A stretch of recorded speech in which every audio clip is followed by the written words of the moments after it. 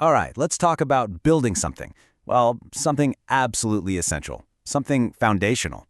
Today, we're diving into the architecture of self-trust. And you might be surprised to learn that it all starts with a single tiny decision you probably make every single morning. You know this story, right? It's so familiar. The alarm blares, and for a split second you remember all those promises you made to yourself last night. A whole new life. But then, almost like you're not even in control, your thumb finds that snooze button. We've all done it. It feels so small, so harmless. But is it? Look, the easy excuse is always, I'm just tired or I'm just not a morning person. We convince ourselves we just need a little more sleep. But let's just pause right there for a second. What if that's not the real story?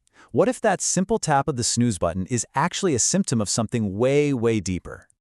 And that leads us to this really fascinating idea. This concept of a track record of lies. Because here's the thing. Whether you realize it or not, every single time you break a promise to yourself, your brain is keeping score. It's taking notes. In this slide, this is where it all clicks. We try so hard to build confidence with things we think should work, like positive affirmations or just raw willpower. But your brain is like a ruthless accountant. It doesn't give a rip about your good intentions. It only cares about one thing: hard evidence. A proven track record of promises that you've actually kept. So get this. Self-trust isn't some fuzzy, warm feeling you can just decide to have. It's a calculated measure. It's your brain's literal belief in you, and it is built 100% on evidence. So every time you say, I'm gonna do this, and then you don't, your brain just files it away in a folder labeled lies. It's just another piece of data proving that your word can't be trusted. Okay, so where do these little lies, these little self-betrayals, actually show up in our daily lives? Let's take a look at some of the most common promises we break all the time. And it starts right here, the snooze button. It feels so insignificant, but it's often the very first broken promise of the entire day. When you start negotiating with your alarm clock, you are actively training your brain to choose comfort over commitment. That pattern follows you.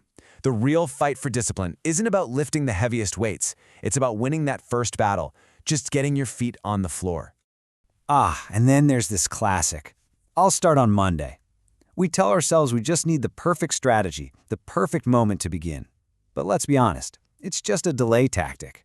It's a way to avoid the messy, imperfect reality of actually starting something new. Waiting is poison. The goal isn't a perfect start, it's just to start. Or what about this one? The big public announcement. You tell all your friends, you post online, you are locked in on a new goal. Here's the problem. Talking about the goal gives your brain a cheap hit of dopamine. It feels like a reward, tricking you into feeling like you've already made progress. And that feeling actually drains the real motivation you need to do the hard work. The real power move: build in silence. Let your results do all the talking for you. Okay, so we've diagnosed the problem pretty clearly. A broken track record, a history of lies. So now what? How do we start telling the truth again? How do we rebuild that trust from the ground up? Well, that brings us to the architecture of a promise. The process for rebuilding is actually pretty simple. It's not easy, mind you, but it is simple. And it really comes down to these 3 steps. First, you have to lower the bar. No more of these huge, unrealistic promises.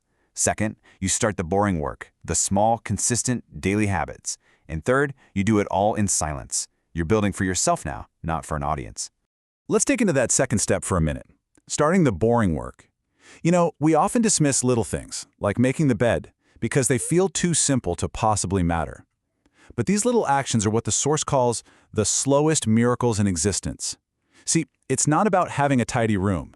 It's about giving your brain undeniable proof first thing in the morning that you are the kind of person who does what they say they're going to do. You're stacking evidence.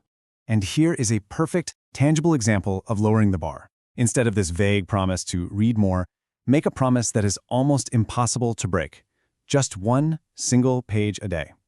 That tiny, tiny action replaces mindless scrolling with a clear, definitive win.